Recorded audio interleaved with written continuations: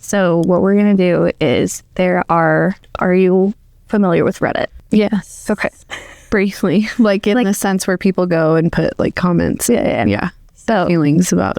There are Reddit threads on brokerages and the transportation industry. So we have found, I say we, Leah has found some threads that I'm going to share with you. And then we'll buckle up. Yeah, exactly. Exactly.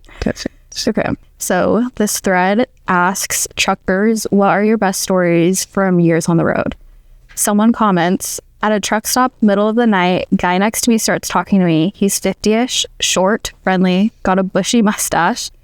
After a moment or two, I noticed that his mustache is actually his nose hairs, which are inches long and obviously combed into the desired mustache shape. No! I was both fascinated and repelled at the same time. That's it. That is insane. I can't even think of it. The comb, like, honestly, what brings to mind slightly similar, but not as crazy, was Isla and I took a road trip once from Washington, D.C. all the way up to New York. Okay. Okay. New York City, yep. We don't ask us why. You would think being in logistics and transportation, we would have a better understanding of what that road trip would look like and be. Nope. Anyways, we stopped by New Jersey at a big truck stop, and same thing. It was one of the guys that we met there was a truck driver.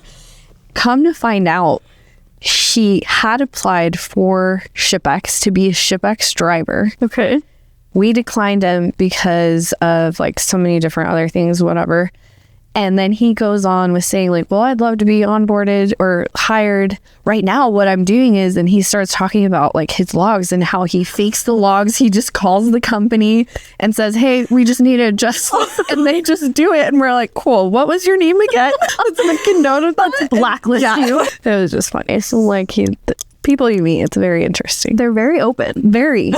They want to share everything with They're you. dying to share with anyone who will listen. Yes, exactly. Okay, next comment on the same thread. My dad is a truck driver, and he likes to tell a story about a Keebler cookie driver. Keebler? So like, well, how do you pronounce it? Is it Keebler or Kepler?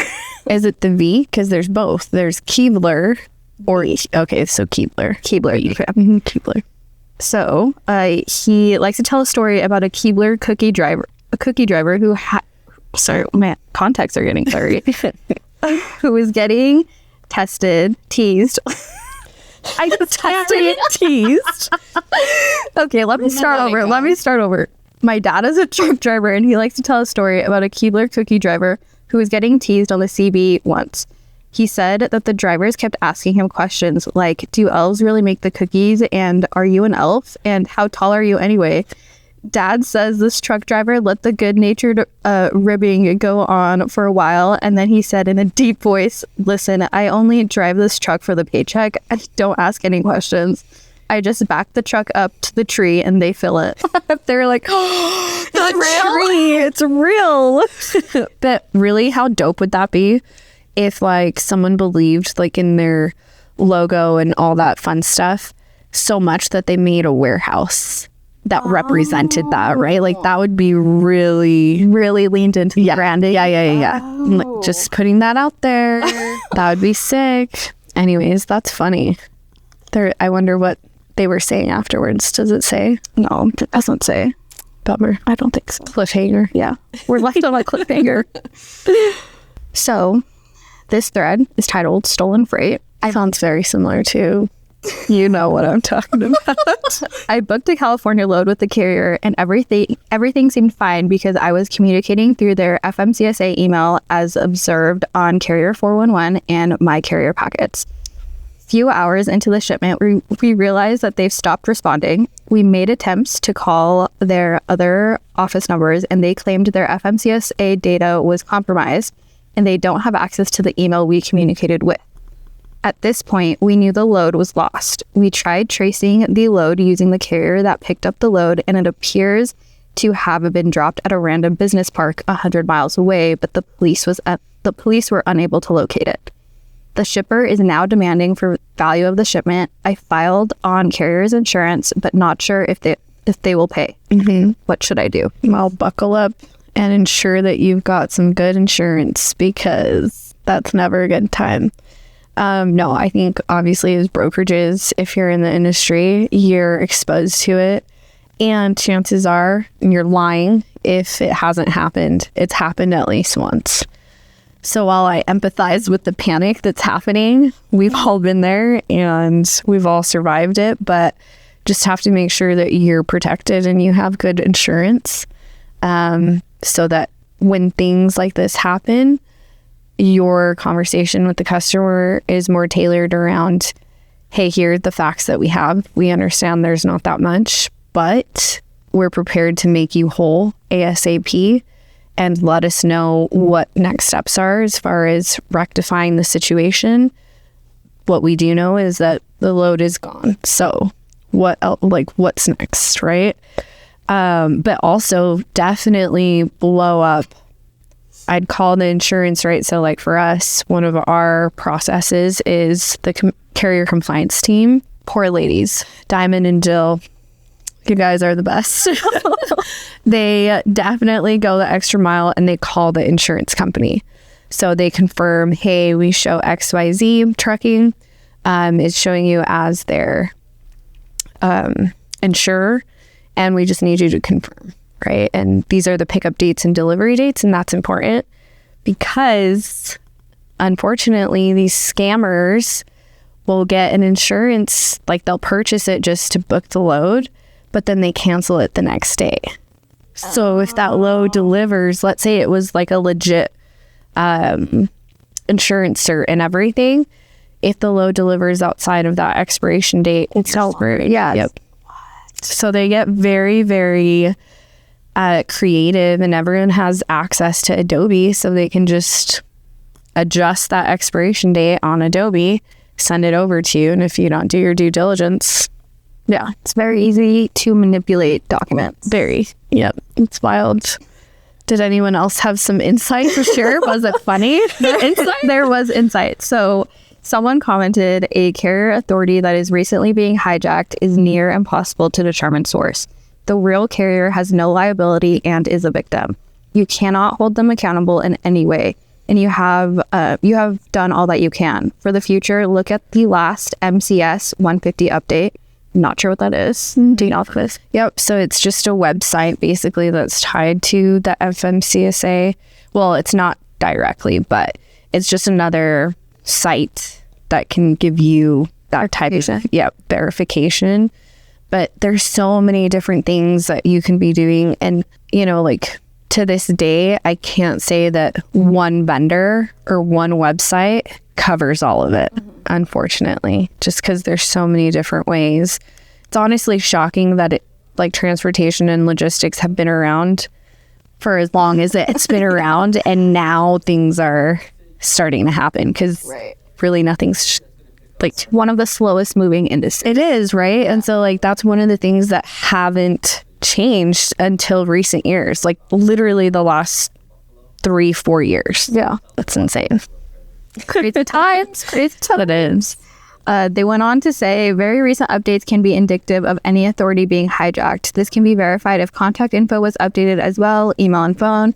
If all three pieces are in there, it is a flag. A carrier that relocates or expands their business will have to file a MCS-150 to update info. Remember, carriers must do this every 2 years or they will be taken out of service by FMCSA.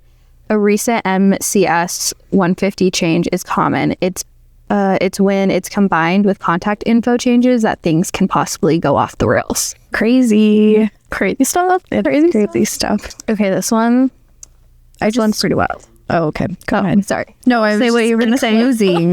In closing, I think that's an untapped market for the logistics and transportation world.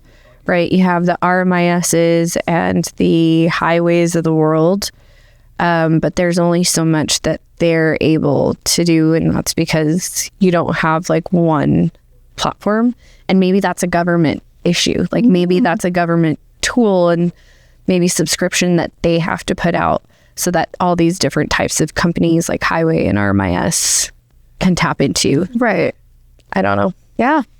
It's a good point. Yeah. What's the next one? Hit the next one. The title is Brokers or Ex-Brokers, What Are Your Worst Customer and Their Procedures? I'm excited to hear this. Ex-broker here. Someone else's post reminded me of one of my worst customers I had for around 4 or so miserable years. Wanted to hear some of your miserable customer stories. Mine was the U.S. Mint. Do you know who the U.S. Mint is? Not directly, but I know Like what they do? Uh-huh. Okay. Every single load had to be picked up by 10 a.m. Didn't matter the location, U.S. Mint in Denver, Philadelphia, etc. Their loads were horribly low paying for what they ask for. So as you know, you book a truck the night before on a couple of loads and have a 50-50 chance of the driver falling off the next morning without informing you or answering calls the morning of course. These loads all weighed around 44,000 to 44,500 pounds. Driver assist at shipper and receiver. Driver must have at least 18 straps to secure the load. Oh my Lord. It could be purchased on site at the carrier's expense. LOL is what they say. If they have to. Like if they don't have the straps. Background check on the driver prior to arrival. This required us to send the dispatcher a Word doc file to fill out on their driver info, as well as having to text the driver for a photo of their driver's license. U.S. citizens only, no green card holders. As well as call the driver and try to get them to give us their social security number. Scary. Over the phone for the background check. What? First of all, not doing that unless it's a bank. Right. For anyone. Oh no. Isn't that crazy? My heart kind of goes out to those drivers that like didn't, like they kind of don't, not to say don't know better, but like, you know, when push comes to shove and you need a load, Right. Anything for a load. right? Like that's wild. Yeah. Wow. Then we had to send in all of that info to the Mint to process before the driver arrived.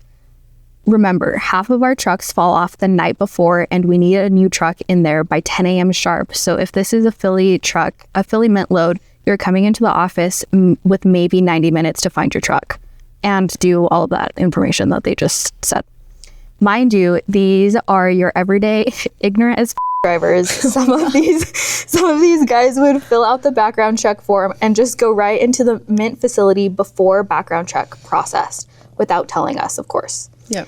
Some of these dudes would show up with felonies on their record, unpaid child support, or some and would be arrested on site. Oh, whoa. So the government's in on this. Oh my God. Right? I'm just saying, if we were to take a deep dive and uncover, would we find? Yeah. That's the root of, yeah. And God forbid we had a driver do this to try and get loaded early at 8 a.m. or some shit. The Mint would call us about our driver being arrested and to send in another truck by 10 a.m. All of our new drivers to arrive and call us freaking out. Why is some truck being towed out and a driver leaving in cuffs? Yikes. Tracking app, of course, was required. Needed to ping every 30 minutes that the Mint monitored like a hawk. 31 minutes, no ping, ? Phone's ringing. Have to get the ops team on the phone with the driver and get us a ping ASAP. 25 to 30% success rate. Wow. The best part, these loads were usually 600 to 900 mile trips, all paying roughly $1 to $1.20 a mile at best. Whoa. I have a few questions for this person, such as how many people were managing that account? Because that sounds like a heavy count of people would need to take that on to be successful. Right. And then also, like, what is happening with the shipper? Like, how many people do they have on just like their transportation side of things, right? Like at the check-in window, right? Is that a one-man job or is that multiple? Mm-hmm. Right? I don't think they talked, well, they did talk about like the volume, right? How many, like 10 something loads? Because if that's just one broker, imagine all these other brokers, right? And shame on that shipper for not having a better percentage of asset and carrier, because you can do a lot more the right way and like respectful to like the driver, right? Like it's now a business decision of, hey, XYZ asset carrier is being onboarded and these are the drivers they're allocating to our moves. Right. So now they're doing that through HR, the proper methods of their background checks, right? And not compromising, you know, that's wild.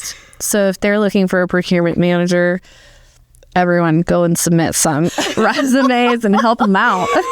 Oh my God. They don't talk about their loads that they did a week, but they had to pick up at 10 a.m. every single day. Yeah, that's crazy. Which is insane. Having a single 10 a.m. Yeah, only. Yeah, I can't imagine how because maybe it was just for that lane too, right? Because then that could be kind of strategic in the sense of like how they're setting up I don't know if they're full truckloads or less than, but lining them up on the dock, right? Yeah.